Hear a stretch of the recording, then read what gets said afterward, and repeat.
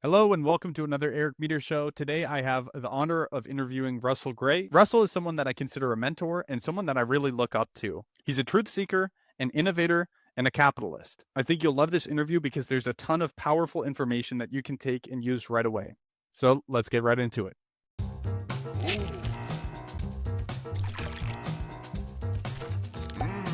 Privacy Academy with Eric Meter.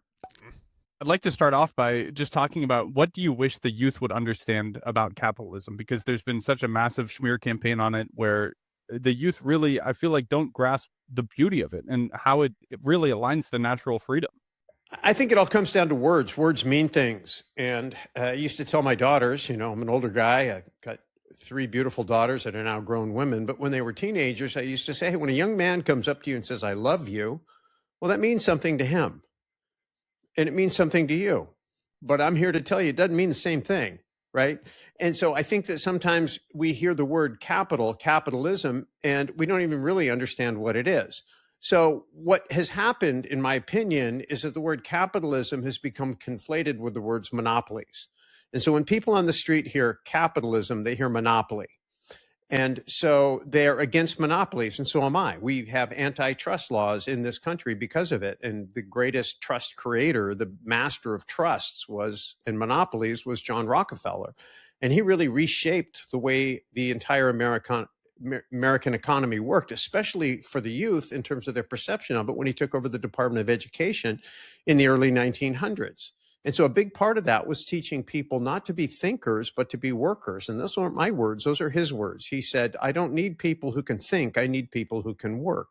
Really reinvented the entire educational program around creating workers to work in factories owned by monopolists. That's why the board game Monopoly came out, right? And there was a lot of antitrust talk. Most of the resistance to the Federal Reserve when it was first came out, proposed as the Aldrich Plan, was pushing back on the idea of giving a trust, a monopoly, to a banking cartel. So I think we need to redefine the words. So capital, in its truest sense, is something of value. It's something useful. So if you create capital, you made something. You built a business, you created a product, you invented a song or an idea or created some intellectual property. That's what capital is. Then capital is denominated, or the value of the capital you've created is stored in a thing called money. And so money is a derivative of capital. And so it makes it convenient to measure the value of capital in a unit of money, which should store its value. So if you create something today and you want to retain its value to trade it later, maybe 2, 3, 4, 5 years later for something you're going to want, you store that value in money. The problem is money is also a word that people don't understand, because we took our money and we created a derivative of that called currency. And currency is a unit of exchange. And so currency is how we exchange our money. Now, it used to be one and the same. If I handed you a silver dollar or a gold coin, I gave you both money and currency at the same time. But in 33, we took the gold out of the currency. And in 65, in the United States, we took the silver out of the currency. And so they became separate. So money and currency became two different things. People who have been saving in silver and gold and not dollars over the last many years have done very, very well, because silver and gold as money retained value, whereas currency, which is a derivative of money, did not. And that you can print unlimited amounts of currency. You can't print unlimited amounts of money, and you can't print unlimited amounts of capital. And so we have a system that operates on currency. And then to make it one level worse, we created this thing called credit, which is a derivative of currency.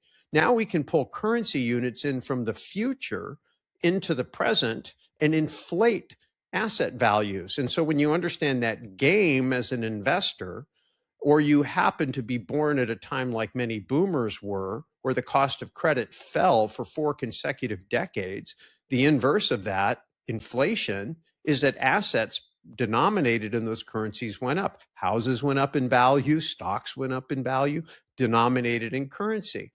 And so it was a wealth transfer from the future generations to the present generations. Now that the boomers are old, the young people are looking at it going, hey, we got screwed. Well, you know what, you did.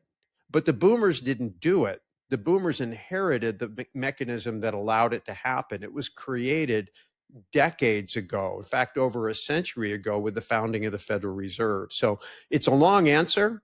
There's not easy answers, but the first place it starts for young people is getting the terminology correct, knowing what you're talking about, understanding you are 100% justified to feel that the system is rigged, that the system is broken, it's patently unfair and favors people who have monopolies or understand how to make the system work for them. The good news is two things. One is you can learn how to make the system as it is work for you too, and you should. And the second thing is once you're aware of how the system is broken, you're a huge cohort. You can actually make a difference once you're informed and you begin to act and demand change based on the right direction. Tearing down people who are successful in order to level the playing field, which is the flip side of capitalism, socialism, or communism, is very destructive to your future. History says that doesn't work. It never works. And so, that's, if I could put all that into a concise statement and drop it into the brain cells of a young person, that's what I would do. Definitely. And I think what you touched on there, once they get that awareness, another thing that really helps is it allows them to move forward and see what's happening in the future. I mean, because everything that you just discussed, that didn't happen overnight. That's been a long time coming. The people who have kind of hijacked this system, they've done it in a tiptoe pace, and it's slowly transformed, and they're pushing very hard. I mean, you look at how children are being manipulated through social media, at schools, through all these different things. Or if you look at economy, I mean, if we talk about a central bank digital, a CBDC, an online version of a digital currency, that's basically also like a credit because they get to decide what you spend your money on, whether you can have it. It's not even cash in the sense that you have the privacy with it. So there are a lot of concerns coming with it. So what do you think the youth can do to, like, once they get aware, what are the next steps that they can take to help their local communities and help their peers who don't see it yet? So I think number one, exactly what you're doing, which is exactly why I support what you're doing, and I'm mentoring as many podcasters as I possibly can. All actions are derivatives of thoughts. And thoughts are made up of, all actions are, results are a derivative of actions. Actions are a derivative of ideas or thoughts. And so the key is to fill your mind with great ideas, but not just yours, but other people's. So when you have live interaction conversations, it's very, very effective. It's just not very efficient.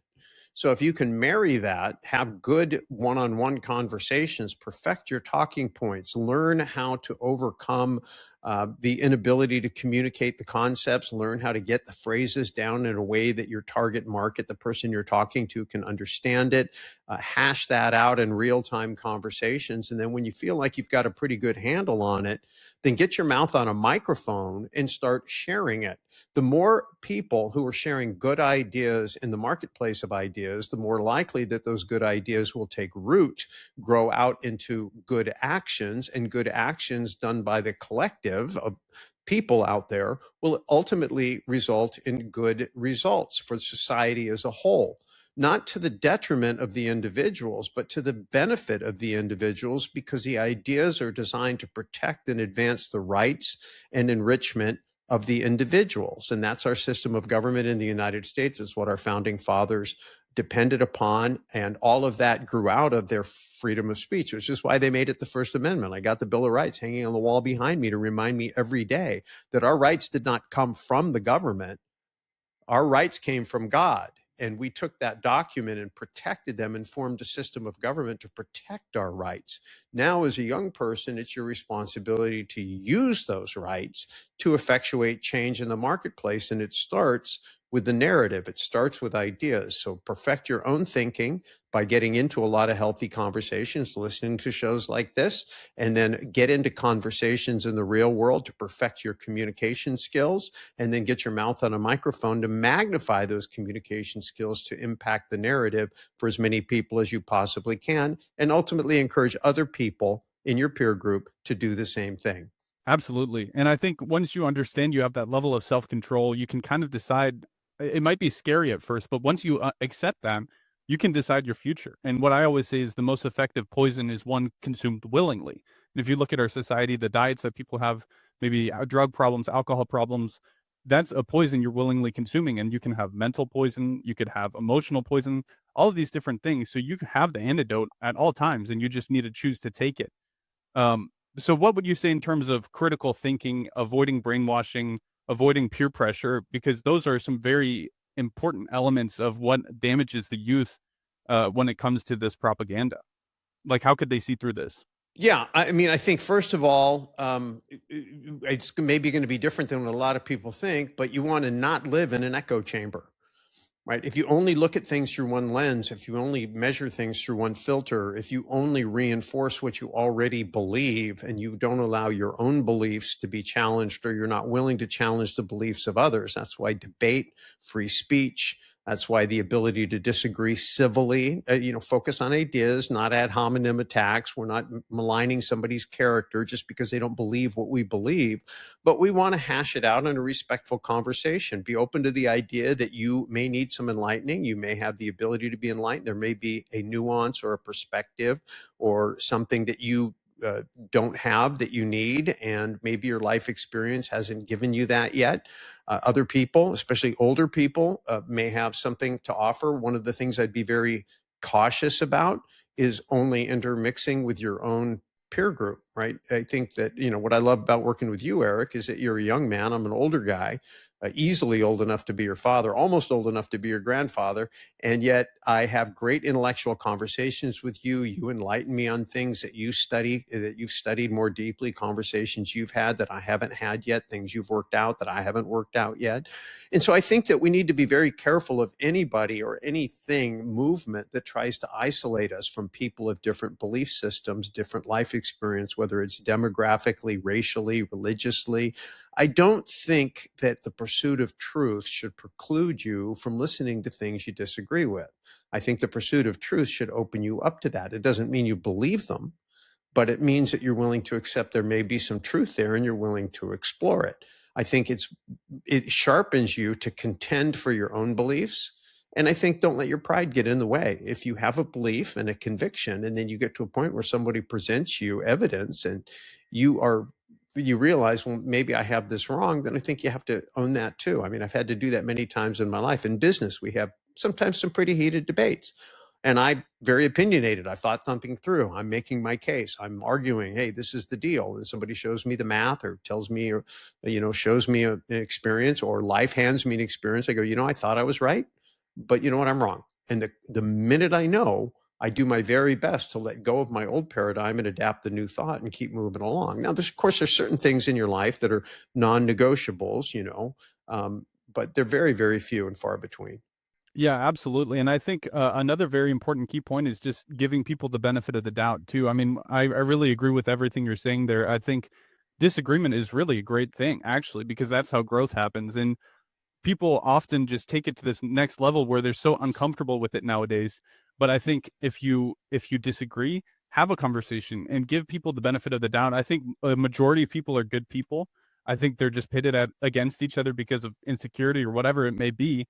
But I think people really underestimate, if you have strength, if you have confidence in yourself, and then you just do what you believe, and then you treat people nicely. Because one of the big differences, so I'm from the Midwest originally in the US, and everyone is very friendly there. But when I've come to Eastern Europe, uh, you can see the remnants of communism. And when there is a disagreement with people, it's, 0 to 100 fast. They get upset very quickly. But if you look at people in America, they give people the benefit of the doubt. They're friendly first, and that really diffuses things and it allows you to build this bridge. And I think that is a really important component. If you think of truth like price discovery, right? If you set prices in a marketplace, then supply and demand cannot respond properly to uh, to each other in order to moderate production, right? If you understand economics, right? If you run a taco stand and you're selling a lot of chicken tacos, and then you aren't selling any beef tacos, and somebody gives you a quota and says you need to sell beef and chicken for the same, and you got to get rid of your beef, you can't lower the price to create more demand. And so my point is ideas are the same way. In the marketplace of ideas, there is that healthy tension. If you're old enough to remember or have ever seen, for example, the old-fashioned TV antennas that used to be on top of houses, you'd have to secure them with 3 different points, all pulling very tightly against each other in the opposite direction in order to hold that antenna rigid against the storms and the different the winds and the different things that would come against it. So I call it healthy tension. And as long as it's rooted in respect and honest intellectual exploration, I think 2 people can pound out a debate and walk away and go have a beer and enjoy each other's company, because it's like wrestling with a friend. It's competition of ideas. It makes you sharper, but it's not intended to harm another human being. It's only intended to explore their intellect and meld it with yours and come up with something in the middle where you're the best of both. Absolutely. So I'd like to kind of flip it a little bit and start talking about youth who want to take action. I know a lot of youth are, let's just say, for their personal lives. I mean, and I'm talking in terms of entrepreneurship here, or jobs. But I think a lot of people who I've talked to who are young are very concerned about their futures because of AI. They think their jobs are going to be replaced. But I think on the flip side, it's allowing a lot of healthy competition. I think it's going to kind of shift the workforce to be more freelance. And I know we've talked about this in the future, but how would you what advice would you give to someone who's young that's trying to build their life out in a professional setting? What first steps would you take if you were young again? Well, I think the first thing, and I'm not saying this time isn't different, but when you live long enough, you see technological innovation. And with each degree of technological innovation, people who are married to the status quo freak out. And so I think that there's always going to be an overreaction. And so I think you just kind of take that with a grain of salt. You just let it roll. So that's number one, right? Fear and emotion, that type of emotion, especially negative fear, leads to paralysis. You can't think clearly. You can't move. You can't be decisive. You're just running in a circle or hiding in a corner, right? Neither one of those is good. So I think number one is going back to what we were talking about earlier, have conversations about with people, not that are reinforcing your fear, but are helping you over it. Number two is just really understand your thinking and your paradigm. I have a process I go through when I have an emotional reaction to anything. That's like a flower. You've heard me say this at our collective inner circle mastermind, because it's just a technique that I learned that has really, really helped me, and I like to share it with people. So when I see the blossom of the flower, whether it's a negative emotion or a positive emotion, what I realize is that emotional reaction I'm having to whatever's going on is rooted in a thought process. And that thought process is a set of thinking, beliefs, paradigms. And if I trace that all the way down, it comes into a core belief. There's a root. And either I believe that I'm in danger, or I believe that it's an opportunity, or whatever. So I think that when you understand what you're really believing, that is causing you to have this reaction, these thoughts that are leading to this emotional reaction. And so the next thing is, when you examine that belief, you have to ask yourself, is it true? Is it actually factually true? It may be perceived true, but is it actually factually true? And sometimes that takes care of it. Sometimes it is true, but it isn't valid, right? Sometimes, I'm afraid I could never make it as a basketball player, or I'd never make it in the NBA, right? Because I'm not tall. But, that's factually true. So, maybe that's not a great example, but in other words, but it's not valid because I'm not trying to be in the NBA. Right. So, or whatever the paradigm is. So I think that number one, that helps things. I think the other thing is, when you start to change your paradigm, just understand what role do you want to play. Either you're going to be someone who is a work doer, a work processor, or you're going to be a work creator. In other words, you're going to be the person who conceives of what can be and begins to devise a plan how to go from point A to point B. And you can do that not with the aid of AI. AI can actually help you ideate and work your way through it. And then when you actually go to implement your plan, AI and even robotics can begin to be a big aid to helping you. In other words, when you're a builder, the better tools help you build better and faster. When you are a worker, when you are someone who is is a tool, so to speak, then what happens is better tools, electronic tools, can actually replace you. And so you have to become better. Well, that's been true in human history, right? There used to be telephone operators, switchboard operators. You would call the operator and ask for a connection. She'd be on a board and she would take the wire out of your phone and plug it into the person you wanted to talk to, right? And so those people were very threatened by automatic switching. Those jobs do not exist anymore. Those people had to go from being a cog in a machine doing a specific function that was replaced by AI. Now the smart ones actually became owners of telephone companies because they understood the concept of what a phone company was. They said, well, I'm going to make this new technology work for me, and I'm going to provide services to the community. The people that didn't adapt were like, okay, I got to go find another job to be a cog in another machine somewhere else. And I think the fear that we have right now is that the machines are getting so good, they're overtaking so many areas of society. If you continue to try to move laterally to find opportunity, you're going to have a lot of people competing for a low number of spaces. But if you step into the realm of people who are looking at problems in the world and building solutions, then all of these tools are actually going to help you build valuable businesses, valuable services, and probably make a lot of money. And we need everybody to do that because everybody has to be more productive. This can go one of two ways.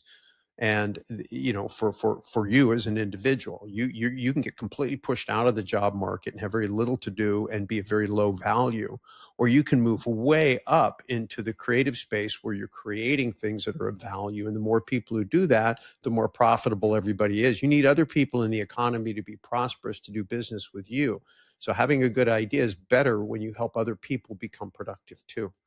Yeah, that's really fantastic. So with that, with the prosperous, the talk of that, can you quickly describe the difference between like real tangible wealth, like real estate, a farm, and compare it to stocks and crypto? Yeah, it's very simple. So when you look at something based on its dollar price and you hope the dollar price goes up for the same thing, I have a 3-bedroom, 2-bath house. It's $50,000 today. I hope it goes up to 100. Did it change? Not at all. Did it sleep more people? Not at all. Did it improve in its utility or value to human being in any way, shape, or form? Not at all. So that's not real. That's just dollars losing value against something that is real, the house. Now, you can make real money at it. And if you magnify it through inflation, you can outpace inflation and gain net purchasing power. But that game only works when you have unsound money and perpetual inflation. If we ever come off that system, and I think eventually we will, either by design or default, then that game doesn't work because it's not real and the values aren't real. The other thing is the values are set by comparison. So if I have, if there's, in Apple's case, 15 billion shares of stocks outstanding, and I sell 1,000 shares, and I'm the last guy to trade in that day, every other share in the 15 billion universe is deemed to be worth whatever I just bought or sold for. But that isn't accurate. That's just an estimate based on the last transaction. What's real is productivity. If I get up every day and I work in a garden and I produce fruit, and that fruit serves human needs because they can eat it and be nourished, I've created something of real value. If I'm a doctor and I provide medical care, if I'm a dentist, I provide dental care, if I'm a massage therapist and I give massages, if I am a factory, if I own a factory and I build shoes or clothes, right? If I'm creating something that's real, the work product is real. The profits derived from the work product are real. The wages paid to people for doing work are real, right? That's all real because it's rooted in productivity. I actually created more value to create more purchasing power. And so if you invest in things that are real, meaning they're productive and they're tangible, and I mean, intellectual property, for example, is tangible because you can take an idea, as I mentioned earlier, and it can become a result or a product or provide a service. But it's got to be productive. So I think the shift is going to be going from speculating on asset price, what I call buy low, sell high trading, and you can do the acronym and figure out what that word is, or you can invest in productivity, the productivity of others, right? The more people you have working for you, the more people you have renting from you who are going to do real work for somebody and paying you a percentage of their work to use your property, the more resilient, the more real your wealth will be. So even though it's not as sexy as, 10 baggers and buy low, sell high, it is much more resilient. And I think resiliency is going to be the order of the day. Resiliency comes through investing in things that are real and productive. And I think that that's where investment strategy needs to go going forward. Absolutely. Yeah, I completely agree with that. I appreciate you saying that, and I think if you're young and you're listening, I would recommend going for real wealth, like what Russell's talking about, like that, and be a visionary. Think about how you can create real wealth for people, not just how you can hit a 10x, and just think about yourself, because really, your wealth should equate to how much value you've given to society, in my opinion. Well, Eric, Um, the core paradigm is this. The core paradigm is either you're gonna ask yourself, what can I do to make money? And you're gonna get an answer. Or you can say, what can I own that will pay me to own it? In other words, what can I build that will pay me to own it? So if I have a job, then it's what can I do to exchange my time for money?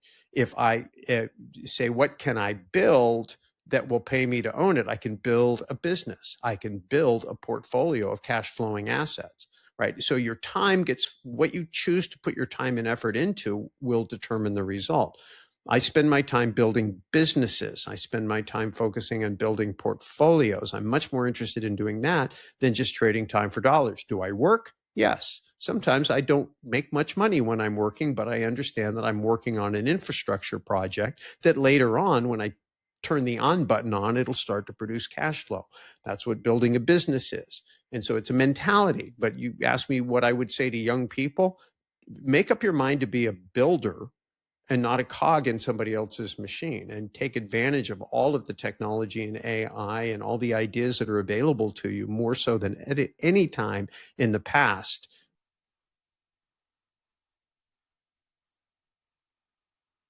Yeah, I'm glad that you brought that up, because that's something that I really helped me learn a lot, because I have gone the route of doing entrepreneurship. I've done this with my father, but I've still fell into the trap of trading my time. I think about everything through time, and honestly, I feel guilty when I don't work. And I think that's one of the things that people have been conditioned. It's like what you said with Rockefeller and the education system.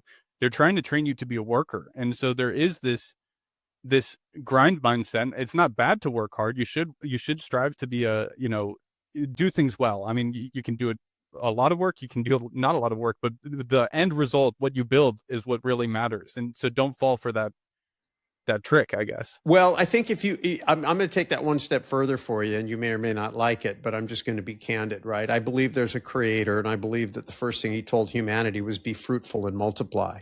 There's a story in the Bible where Jesus talks about a rich man who had a big crop come in. And when he got his big crop came in, he goes, hey, I'm going to retire. And that night, God took his life. And so I think that we are called to work.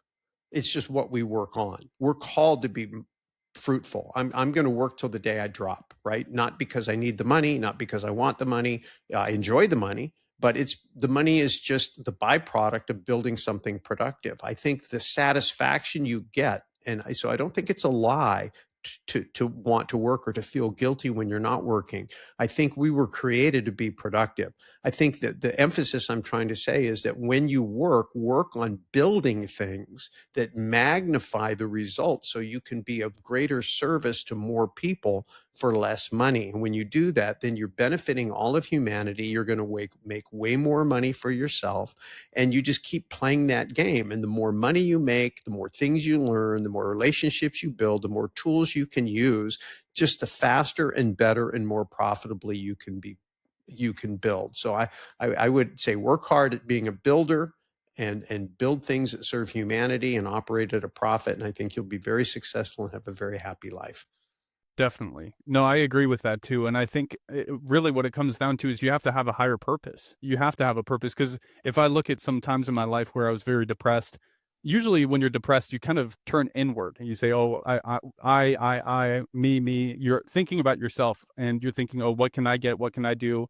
But really, one of the best ways that I've been able to get out of it is when I start thinking about other people. Like, for example, I don't know if you have dogs at home, spend some time with your dog, just try to make your dog happy, and you'll instantly light up. And that's because you're seeing the power that you have to impact other people in a positive way. And so Yeah, I definitely completely agree with you. I think everyone needs to have a higher purpose. I think they need to follow an inspiration and have faith in whatever way that means to them. But I really, you have to have a higher purpose. I think that's just the base layer for everything that you do. And I think the interesting thing about purpose is I don't think that you have to create it. I think you have to discover it. I think your creator gave it to you, and it's up to you to figure it out. And to me, when I first started on that journey, I thought to myself, well, if I am created, right, if I didn't create everything and everything isn't a random accident, then there must be a creator, and it's not me. So if the creator put me here, he must have put me here for a reason. And if I can figure out what that reason is, then the odds of me being able to be successful to whatever degree of success I was destined for and capable of, then I'm going to find that. And so you go after that. And the thing is, if you ask, you should be able to find, because it makes no logical sense that anybody would create you for a purpose and then keep it a secret. Right. You could make the argument maybe there's an adversary who wants to distract you from finding it. And so you have to work at it. But I think if you seek it hard, you're going to find it. And when you do find it, to your point, when you get up every day and you get busy about it, you start building things that will help you advance your purpose. Now your work is not about money, it's about mission. Now you got to monetize your mission. They go hand in hand, because the mission can't be prosecuted if it doesn't fund itself. But capitalism, coming all the way back to the core topic, makes that possible. Capitalism is the thing that allows you as a human being to have ideas, to seek out ideas, to practice your faith, to tap into your faith, to be able to own property, to be able to enter into contracts, to be able to operate autonomously, to be able to keep the fruits of your labor, to be able to reinvest your profits into purchasing more production capacity. When capitalism is really allowed to run, it's extremely beneficial to humanity. The more restrictions we put upon it, we have to have some, right? There have to be rules, right? Because freedom is not what we want. Freedom means that I can do anything I want to you without consequence. That's freedom. But that isn't fair, right? So liberty is a little bit different. Liberty allows my freedom to exist until it infringes upon your freedom. So I get maximum freedom and you get maximum freedom until our freedoms bump into each other. And when that happens, and we have to have certain laws or certain rules that society agrees upon, morals, if you will, about what's okay and what's not okay. And I think for the most part, our founding fathers put them in the Bill of Rights and said, okay, this is the standard. It's not a big, long list. It's just a few things that we need to make sure of. And I think, that once we have those secured and then you let everything run, you're going to have a prosperous society. Yeah. I mean, if you look at our fundamental freedoms, they're very simple. And you look at these arguments that people have, they try to add control to it.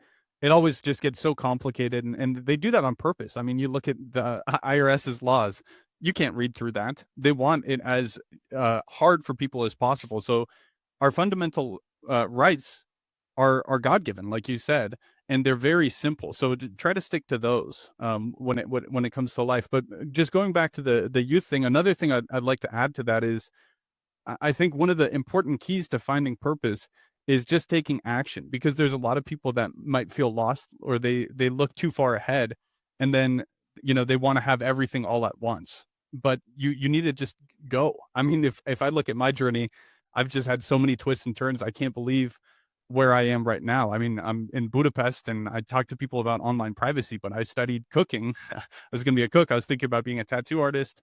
I worked at Target. I've made board games with Glenn in the past. There's just so many different things, and you just have to trust the process and just move. I think one of the biggest issues I've seen with a lot of peers is they have this fear of failure and they just never do anything. So even if you don't have that purpose right off the bat, just act on inspiration and just keep moving. I think that's a very important element to it. Well, the purpose formula that I came up with to live my life by starts with passion. So, I mean, at the core, it starts with prayer. Like if you ask your creator, like, why am I here? And then you say, well, how is he going to tell you? Well, in my book, he's going to tell you with passion. He's going to put desires on your heart.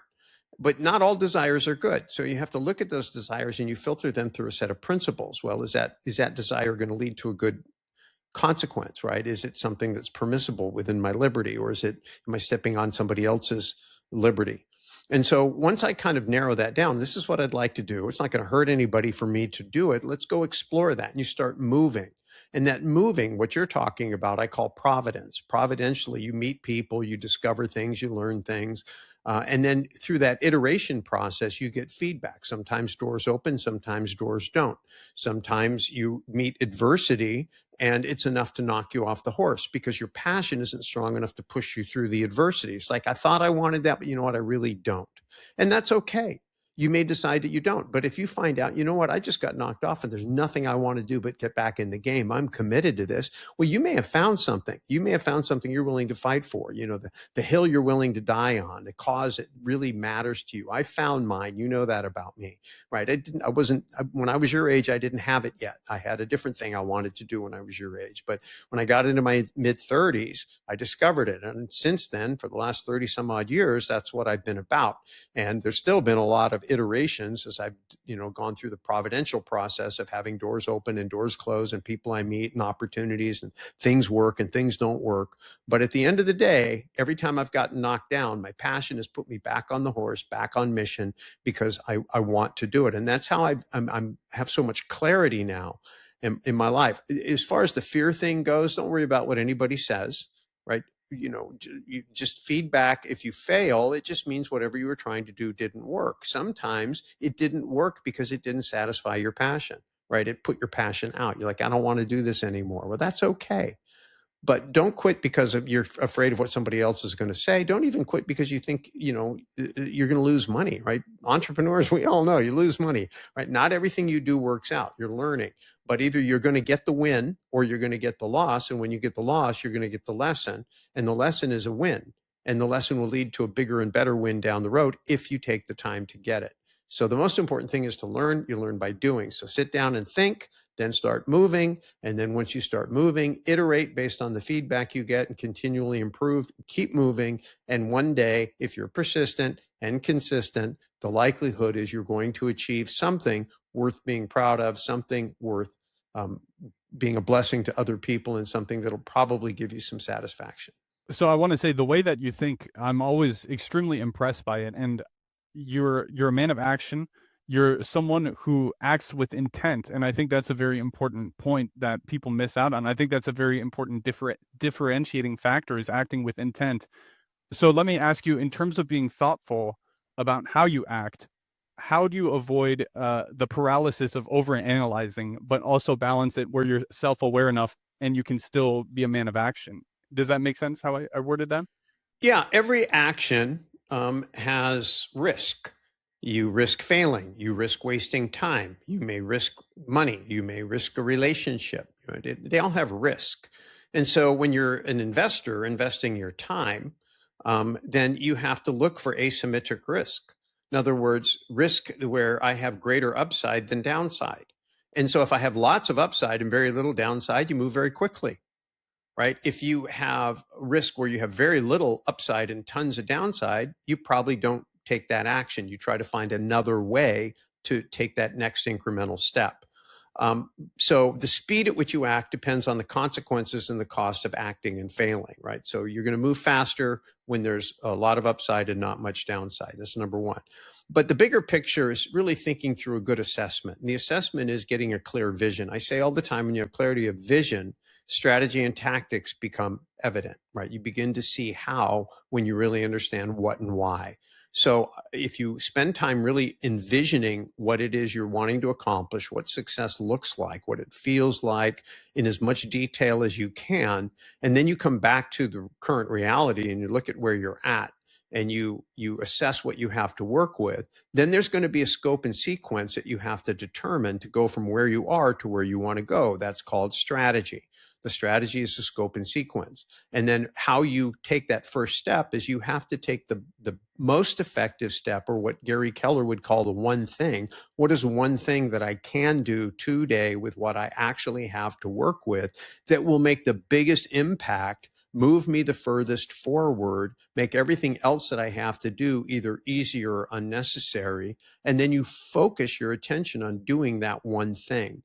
And you wake up every day continuing to ask yourself that same question with occasional timeouts to double check your course, to review your scope and sequence, to see if there's anything that has changed in terms of tools, relationships, people, market feedback, financial projections that are going to cause you to iterate. And what happens over time is your sophistication in your ability to understand what can be done, how to use what you have, to project forward the consequences of what you do today down the road.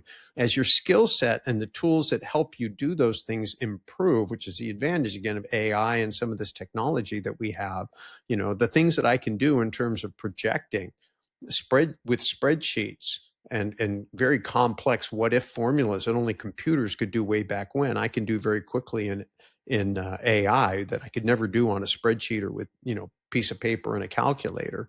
I can project forward. If I take these steps today and produce these results, what does the plan look like in 5 years? Right, that's what I'm working on right now. So my head is deep into that. So my point is that you take action based on what you have to work with, based on understanding a preliminary scope and sequence, understanding there's going to be tons of iteration along the way, and your ability to move from where you are to the next obstacle quickly, to get over that obstacle quickly, which is why masterminds and advisory groups and being parts and having access to people where you're a phone call away from getting some guiding light and some referrals to help and resources. Because I say this: if you've got to solve 100 hard problems to make your $1 million, let's just say, then if it takes you 90 days to solve each one of those problems and you do the math, it's going to take you nearly 25 years, 24 years to get there. But if you can solve those problems in 30 days, it's only going to take 8 years. If you can solve those problems in a week, it's only going to take 2 years. Right. So my point is that how fast you go depends on how clear you are, how quickly you move from where you are to the next milestone, and how quickly you can clear every blockage along the way. And so build your network, build your mind set so that you're eagerly pushing to get to that next obstacle, that you are quickly able to access the resources and ideas and help you need to clear it, and then quickly, like running over the high hurdles, sprint until you get to the next one, and then have the ability with your tools to project forward the trajectory you're on, so you're not so busy staring at the path in front of you, you don't realize that you drifted 2 or 3 degrees, and you extrapolate that out 10 years and you completely miss the mark, right? And so that's the essence of really being kind of a CEO of your own life and running a business. But when you know how to do that, then you begin to get the confidence to know that if I do these things, I can see what the pot at the end of the rainbow is going to be. And if I flub up, I can see exactly what I need to do to course correct. And I can also see if what I'm doing in the real world and capable of doing isn't going to work, and I can abandon a bad plan sooner rather than waste more time or money on something that is taking me nowhere. That's great. No, that's very helpful.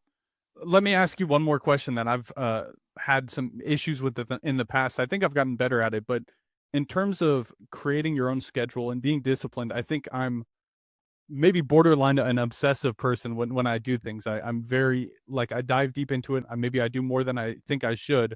And then what comes with that sometimes is burnout. So when you build out a schedule for yourself, how do you schedule in balance? Or, sometimes people who are super into fitness, they have a cheat day.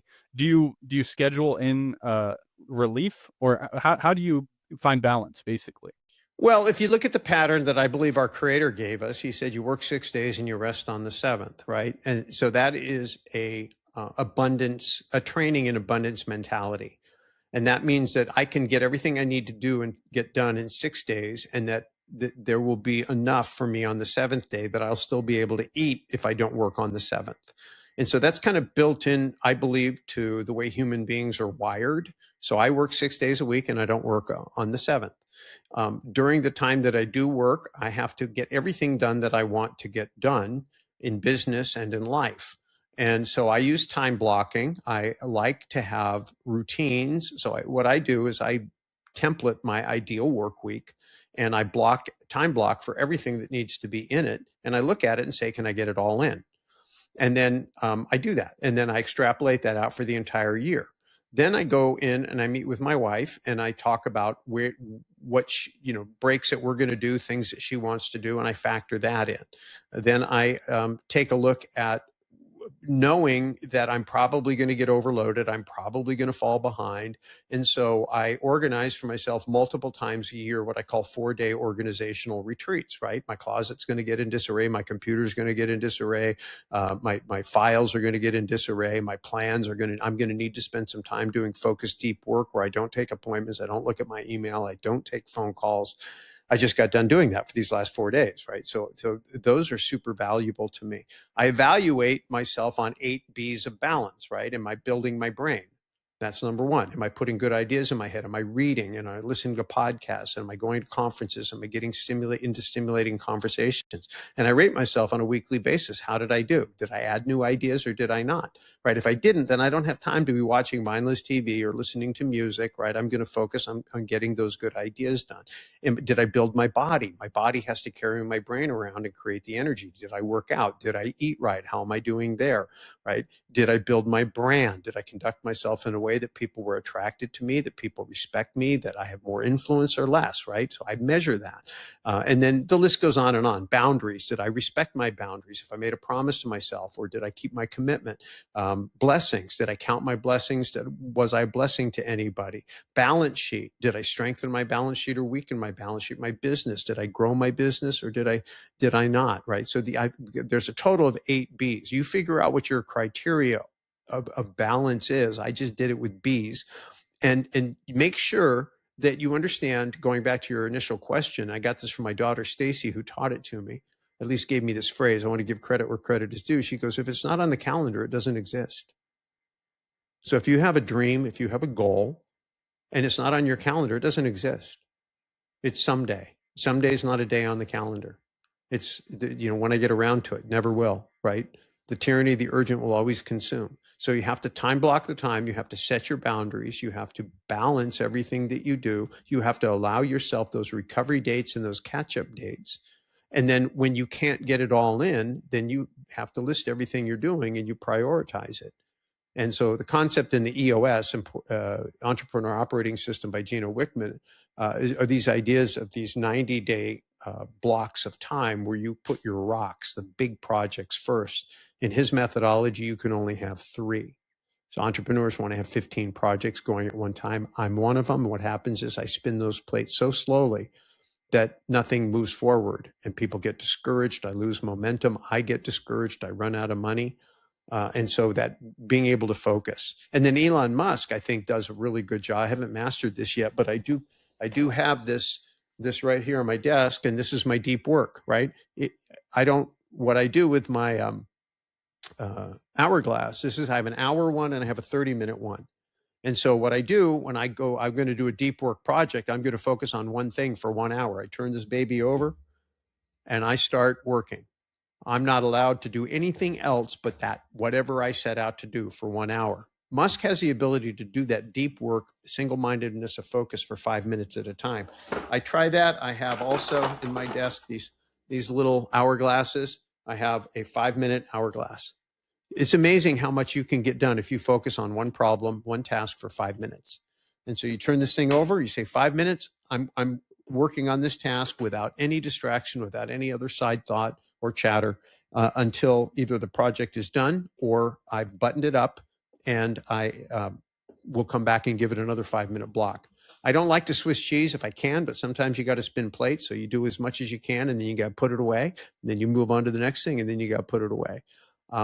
I know when I work with AI, I ask it at the end of every session to prepare me a complete brief, everything we did, everything we decided, everything it needs to know. Because when you close out of it, like Claude, everything you close out of it, it forgets everything.